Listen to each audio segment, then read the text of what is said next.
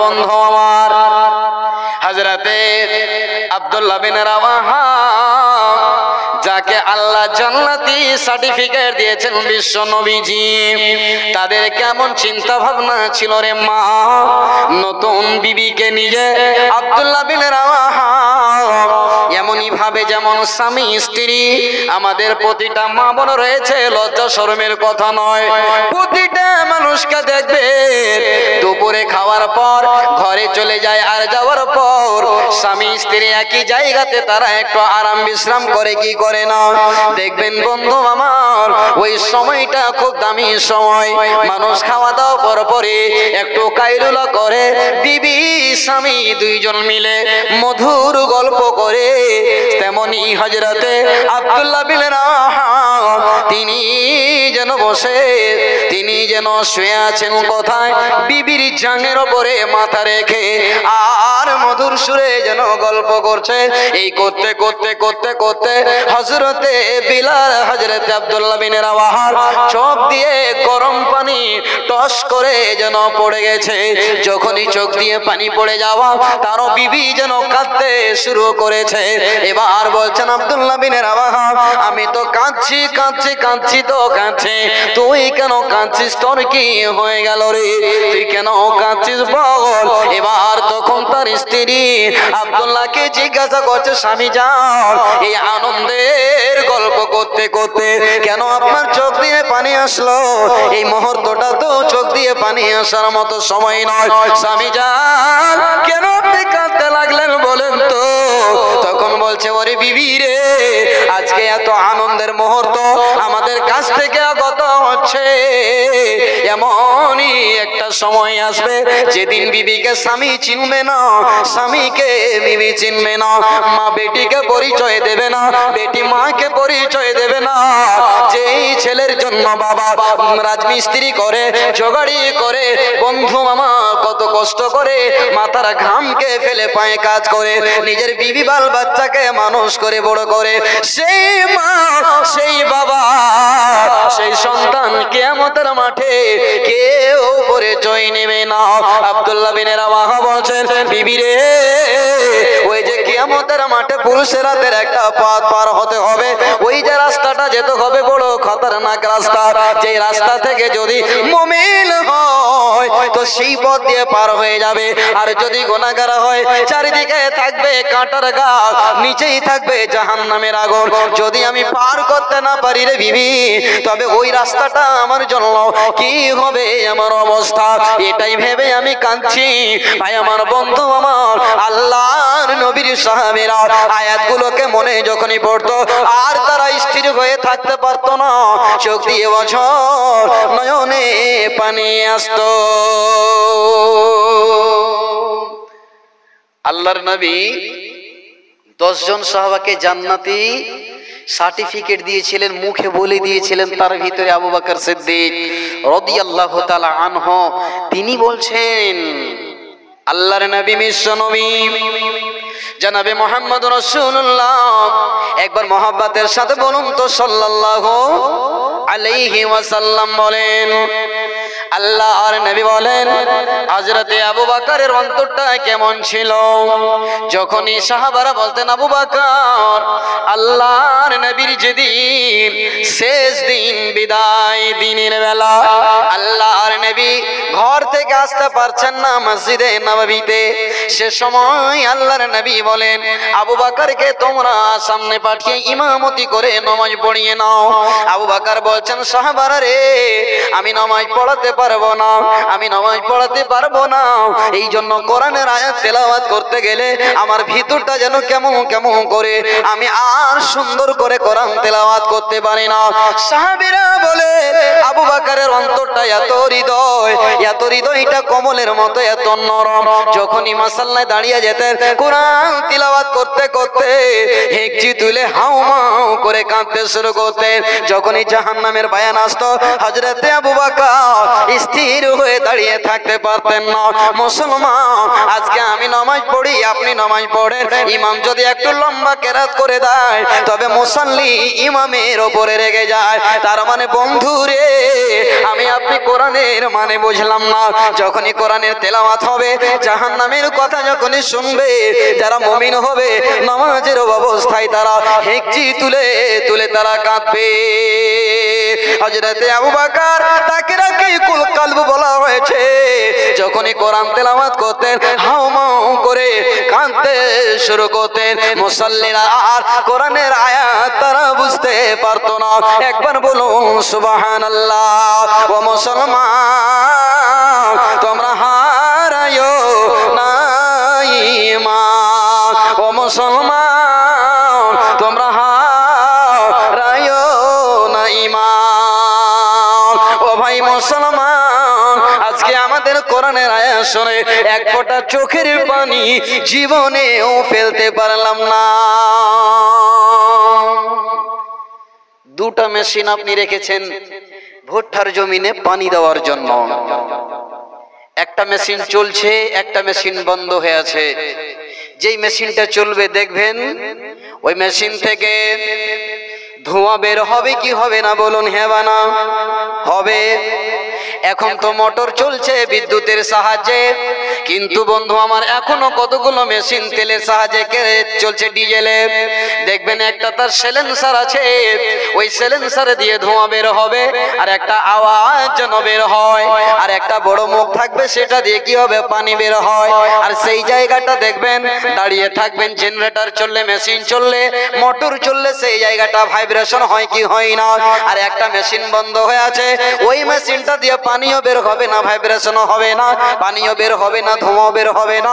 আমার আল্লাহ বলছেন মুমিনরে, যারা হবে মুমিন আমার বান্দা, তাদের অন্তরটা ভাইব্রেশন হবে, থরথর করে তাদের অন্তরটা কাঁপবে, শরীরের রঙগুলো যেন শিহরে শিহরে উঠবে, আর তাদের চোখ দিয়ে পানি বের হবে। আমার আল্লাহ বলছেন বান্দা, তুমি হলে ওই মেশিনটার মতো, তুমি হলে ওই মেশিনটার মতো, যেই মেশিনটার চোখ দিয়ে কি হয়? ওই মুখ দিয়ে পানি বের হয়, ওই মেশিনটা দিয়ে ধোঁয়া বের হয়, ওই মেশিনটা দিয়ে ভাইব্রেশন হয়। তেমনি আমার আল্লাহ বলছেন মুমিন যারা হবে তারা আমাকে স্মরণ করে কবরের ভয়ে তারা কাঁদবে, আর তাদের ভিতরটা ভাইব্রেশন হবে। ভাই আমার বন্ধু বাবা, তবে যে মেশিনটা চলবে না, ওই মেশিনটাকে আপনি রাখবেন না, তাকে কাবাডিতে গিয়ে আপনি বিক্রি করবেন কিনা। তেমনি আমার আল্লাহ বলছে যারা আমার ভয়ে জীবনে কোনোদিন কাঁদতে পারলো না, এরা যাবে জাহান্নামে, এরাই হবে জাহান্নামের লোকরে। আল্লাহ বলছেন যারা মুমিন হবে রে, আমার আল্লাহ বলে তারাই হবে জান্নাতি। ঈমানের পথে অবিচল থেকে আমার মরণ যেন হয়। ঈমানের পথে অবিচল থেকে আমার মরণ যেন হয়। তোমার কাছে মিনতি আমার, হে প্রভু দয়াময়। ঈমানের পথে অবিচল থেকে আমার মরণ যেন হয়। বলুন আল্লাহুম্মা আমিন। ভাই আমার, জীবনে একদিন তোবা করে দেখেন। বলে মৌলী সাহেব কোথায় তোবা করব? কোথায় গিয়ে কাঁদবো? কোথায় গিয়ে আল্লাহকে স্মরণ করব? আল্লাহ এই পদ্ধতিটাও বলে দিয়েছেন। একবার বলুন সুবহানাল্লাহ। আল্লাহ কত দয়ালু দেখেন। আল্লাহ বলছেন বিসমিল্লাহির রহমানির রহিম। আল্লাহ বলছেন উদউ রাব্বাকুম তাযাররুআন ওয়া খুফিয়া। আল্লাহ বলছেন মুমিনরে, তোমরা দুটি অবস্থায় দুটি পথ অবলম্বন করবে। একটা হলো তোমরা গোপনে তোমরা তওবা করবে। আচ্ছা, মানুষ গুনাহ করে গোপনে না প্রকাশ্যে? বলুন তো, গোপনে না প্রকাশ্যে গুনাহ করে? গোপনে করে। কেন? যেন কেউ আমাকে দেখতে না পায়, গোপনে করে। আচ্ছা, এখানে যতগুলো লোক রয়েছেন, 1 মিনিটের জন্য আপনাকে বাদ দিয়ে দিলাম। শতকরা পৃথিবীতে আল্লাহর জমিনে মুসলমান যদি ওইরকম কোন যন্ত্র, ওইরকম কোন আলা, ওইরকম কোন মেশিন থাকতো যেমন বিপি মেশিন, আপনার প্রেসার মাপার জন্য ডাক্তার দেখবেন কানে একটা স্টেথোস্কোপ লাগিয়ে তার প্রেসার চেক করে, জ্বর মাপার জন্য থার্মোমিটার ব্যবহার করে। ওই রকম যদি পৃথিবীতে যন্ত্র থাকতো আর যদি মানুষের বুকে লাগিয়ে চেক করার মতো হতো, তবে 100-র ভিতরে অরিজিনাল রোজাদার 40 পাওয়া যাবে, 60% আপনার কি হবে, ভেজাল যুক্ত রোজাদার পাবেন। কেউ বেরোজগার, কেউ আল্লাহর ভয়ে, কেউ মানুষের ভয়ে, অনেক রকমের অনেক কোয়ালিটির মানুষ পাওয়া যাবে। আল্লাহর ভয়ে যদি রোজা রাখে বা আমরা রাখছি, তো শতকরা 40% মুশকিল রয়েছে। বলবেন এত বড় কথা মৌলভী সাহেব? আপনি ভালো করে খোঁজাখুঁজি করবেন, হতে পারে আপনার মজলিসপুর গ্রামের সমাজের দিনী ভাইরা আমার ভালো রোজা রাখছেন, হকারি করছেন, ব্যাপারী করছেন, বিজনেস করছেন। আলহামদুলিল্লাহ, আল্লাহ আপনাদেরকে বেশি বেশি করে রোজা নামাজ করার জন্য তৌফিক দান করেন। বলুন আল্লাহুম্মা আমিন। এটা আমার বিশ্বাস। কিন্তু অন্যান্য গ্রামে আপনি এখনো যান, দিনের বেলার মতো রান্না করে এখনো খাচ্ছে, এরকম অনেক রিপোর্ট রয়েছে। অনেক জায়গায় এরকম রয়েছে নিজের স্ত্রীকে মারে। অনেক জায়গাতে এরকম রিপোর্ট পাওয়া যায়, নিজের বিবিকে রোজার দিনে না খেতে দেওয়ার জন্য নিজের স্ত্রীকে মারে, এরকম রিপোর্ট আছে, অনেক শুনতে পাওয়া যায়। সম্মানিত দিনী ভাই, আল্লাহর কাছে কি জবাব দেবেন? তো ভাই আমার আল্লাহ বলছেন গোপনে মানুষ গুনাহ করে, আর আল্লাহ বলছেন তুমি গোপনেও আমার কাছে আসো, আমি তোমাকেও গোপনে মাফ করে দেবো। বলুন আলহামদুলিল্লাহ। কেমন করে মাফ করবেন? আল্লাহর নাম বলছিলাম গফফার, মানে তিনি মাফ করনে ওয়ালা। আর একটা আল্লাহর সিফাতি নাম রয়েছে যার নাম হচ্ছে সাত্তার। কি বললাম? কি বললাম? সাত্তার।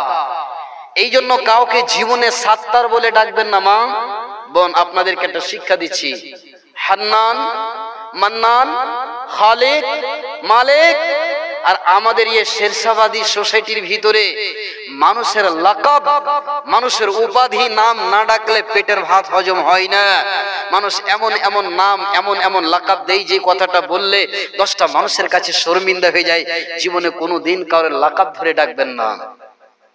নাম আব্দুল খালেক, তো কি নাম রাখছে? বলছে সেন্টারে, শোন না, ওর নাম বলে সেন্টার, নাম হলো আব্দুল খালিক। আপনি খালিকও বলতে পারবেন না। কেন? খালিক মানে হলো পয়দা করনে ওয়ালা, সৃষ্টিকারী কে? তো আল্লাহ। আপনি হান্নান বলতে পারবেন না, আপনাকে কি বলতে হবে? আব্দুল হান্নান, আব্দুল মান্নান, আব্দুল সত্তার, আব্দুল গফুর। মা বোন শিখে নেন। হাজার হাজার গাড়ির গাড়ি খালি জালসা শুনিয়েন নাম, একটা যদি কথার উপর আমল করেলেন তো বাস আপনার জিন্দেগি কামিয়াব হয়ে যাবে। তো আল্লাহর সিফাতি নাম হলো একটা সাত্তার। কতগুলো মানুষকে দেখবেন গুনাহ করার পরে অনুশোচনা হয়, চিন্তা ভাবনা হয়ে যায়, দেখবেন তাড়াতাড়ি করে সিলিন্ডার হয়ে যায়, হয় না ভাই? ভাই ভুল হয়েছে, এবার কোন মতন আমাকে মাফ করে দেন, জীবনে আর কোনোদিন এই অন্যায় করবো না। ভাই সর্দার সাহেব আমাকে এই বছরের মতো ছাড় দেন, একবার সুযোগ দেন, জীবনে আর এই পাপ করবো না। তখন আপনার ময়দায় হয় কি হয় না? কিন্তু কতগুলো মানুষ আল্লাহর জমিনে এমন রয়েছে, রোজা কেন রাখো না ভাই, তুমি কেন রোজা ছাড়ছো? তখন আপনাকে নরম করে না বলে, ভাই চেষ্টা করছি, আজকে ছুটে গেছে কোনো কারণে, ইনশাআল্লাহ কালকে থেকে রোজা রাখবো, এরকম কথা বলে না। বলে যা পারবে তা সর্দার মন্ডল করে লেখ, যা পারবে তা করে লেখ, আমি কেয়ার করি না, পারোয়া করি না। বলে কি বলে না? তেমনি আমার আল্লাহ বলছেন, বান্দারে তুমি যতই গুনাহ করো, কিয়ামতের মাঠে তুমি যদি পাহাড় সমান গুনাহ নিয়ে আসো, এমন একটা গুনাহ করেছো, এমন একটা জায়গাতে তুমি পাপ করে দিয়েছো, তোমার মা জানে না, তোমার বাবা জানে না, তোমার বিবি জানে না, তোমার বাল বাচ্চা জানে না, সমাজ জানে না, কেউ জানে না। রাত 2টোর সময় কোন বাসের ঝাড়িতে গিয়ে, কোন ভুট্টার জমিতে গিয়ে তুমি একটা গুনার কাজ করেছো, আমি আল্লাহ আমার সিসি ক্যামেরাতে ধরা পড়ে গেছে। ওই গুনাহটা আমি কিয়ামতের মাঠে আল্লাহ রাব্বুল আলামিন বলবেন, ওই বান্দাটাকে ডেকে, বান্দারে বল ওই গুনাহটা অমুক জায়গাতে অমুক টাইমে তুই করেছিলি কিনা। যদি মুমিন হয় তো আমার আল্লাহ তখন বলবে, বান্দারে গুনাহটা করেছিলি কিনা। যেমন আমরা প্রবাদ বাক্যে একটা কথা বলি, খুব যদি গুরুত্বপূর্ণ কোনো কথা হয় তখন আমরা কানে কানে সল্লা করে কি করি না? করেন কি করেন না?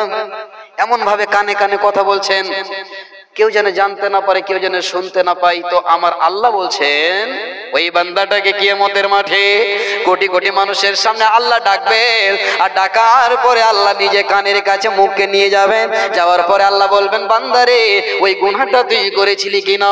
তখন বান্দাটা বলবে, আল্লাহ সত্যি আমি গুনাহটা করেছি, কেউ দেখেনি, আল্লাহ তুমি দেখেছো।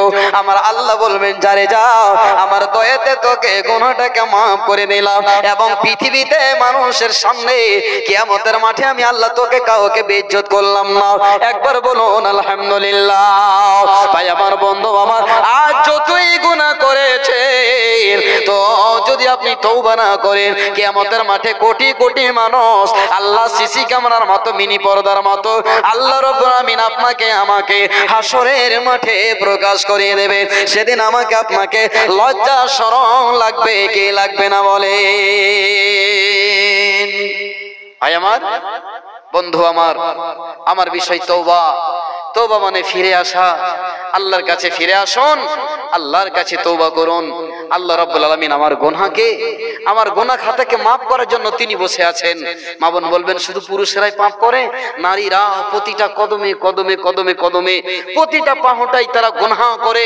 তাদের মুখের দ্বারা, তাদের চোখের দ্বারা, তাদের কানের দ্বারায় এতগুলি গুনাহ। আল্লাহ তাবারক ওয়া তাআলা বলছেন যে তোমরা তওবা করো, তওবা করলে আমি আল্লাহ তোমাদেরকে, আমি খুশি হয়ে তোমাদের জীবনের সমস্ত গুনাহকে আমি আল্লাহ মাফ করে দেব। বলুন আলহামদুলিল্লাহ। সাবধানে থাম কিও নারী পর্দার আড়ালে, হাদিসে হারাম লিখে অন্য দেখিলে, সাবধানে থাকিও মা বোন পর্দার আড়ালে, সাবধানে থাকিও নারী পর্দার আড়ালে। শোনো নারী হাদিসের কথা, মনে লইবে না ব্যথা, বেপর্দা হলে যাবে নারী জাহান্নামের তলে, সাবধানে থাকিও মা বোন পর্দার আড়ালে। আজ হালের নারী গনে পর্দাহারা জেনে শুনে, আর ভালো লাগে না তাদের মার্কেটে না গেলে, সাবধানে থাকিও নারী পর্দার আড়ালে, সাবধানে থাকিও মা বোন পর্দার আড়ালে।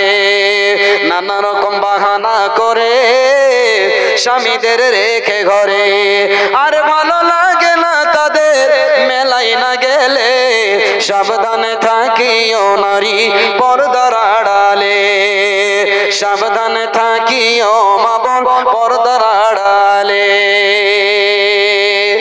আমার বোন আমার, আপনি ভাববেন মৌলানা আমাদের কি গুনাহ হয়? জি, পুরুষদের চাইতে আপনাদের পাপ বেশি বেশি বেশি। কেন? আপনারা বাড়িতে থাকার জিনিস, পর্দার থাকার বস্তু আল্লাহ বানিয়েছে। কেননা বিশ্ব নবীজি বলেছেন, ও নারীর যাও, আমি জাহান্নামে তোমাদেরকে বেশি বেশি করে দেখলাম। তবে আল্লাহর নবী পুরুষদেরকে এই কথাটা বলেননি যে পুরুষ রে তোমরা বেশি বেশি জাহান্নামে রয়েছে। নারীদেরকে আল্লাহ জাহান্নামে রব্বুল আলামিন বেশি বেশি করে রেখেছে, বেশি বেশি করে এরা জাহান্নামে। তবে জাহান্নাম থেকে আমাকে আপনাকে বাঁচতে হবে। শেষ একটা আয়াতের তরজমা করে আমি আমার আসল উদ্দেশ্য দিকে চলে যাব। আল্লাহ বলছেন, যারা মুমিন হবে, যারা মুত্তাকিন হবে, তারা আমার ভয়ে কাঁদবে, চোখ দিয়ে পানি ঝরাবে, অশ্রু ঝরাবে, অনুতপ্ত হবে, অনুশোচনা আসবে, চিন্তা ভাবনা আসবে। আল্লাহ এই যে গুনাহটা করে নিয়েছে, আল্লাহ কখনই এই গুনার পাহাড়টা, এই গুনার ডালিটা, এই গুনার ডালি আমার মাথা থেকে কখন নামবে, এই চিন্তা হবে মুমিনের। এটাই হচ্ছে মুমিন, মুমিনার সিফাত। সম্মানিতা মা ও বোনেরা, সব সময় আল্লাহকে দেখে ভয় করে, কবরকে ভয় করে, পুলসিরাতের পথকে ভয় করে, কবরের আযাবকে সামনে রেখে সব সময় আল্লাহকে দেখে ভয় করে চলতে হবে যে আল্লাহ আমার এই জওয়ানি, আমার এই শরীরে রক্তর গরমই কতদিন থাকবে?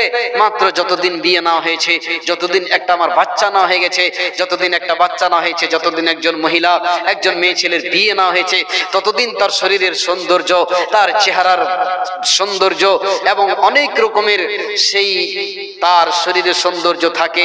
অটোমেটিক স্বাভাবিক কথা, যখন বিয়ে শাদী হয়ে যায়, একটা বাচ্চা হয়ে যায়, আস্তে আস্তে আস্তে আস্তে আস্তে আস্তে তার শরীরে তার চেহারা যে গ্লেজিং অটোমেটিক দিন দিন দিন দিন শেষ হয়ে যাবে।